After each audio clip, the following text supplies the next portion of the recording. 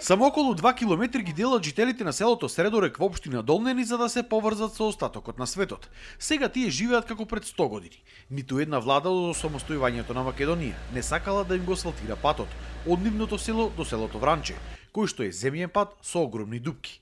Крајно се револтирани на институциите кои што не сакале ниту да ги примат за само 2 километри асфалт. Комбето децата не ни изема за на школу, такси шанса нема да дојдат.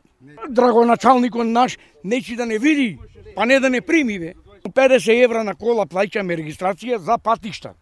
Нека ни ги врата парите, ние ќе си го правиме сами. Не иначе во зимниот период камион може да дојде да очисти, буквално снеосечени од се.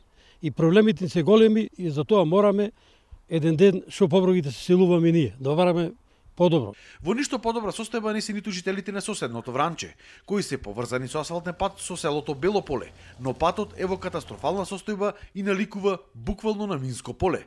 Велат дека не може да го развиваат земјоделието поради тоа што ниту една компанија не сакала да доаѓа во овие две села поради лошите патишта. Јас сум тој што носам млеко, секој ден носам по 100-150 кила.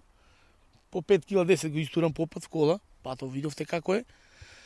Молев началникот, 2-3 пати имаме поедено, само еднаш не примни, 2 пати не враќа, немам време, вика, за вас си заминува. Ни еден камион не иди џубри да ни донеси.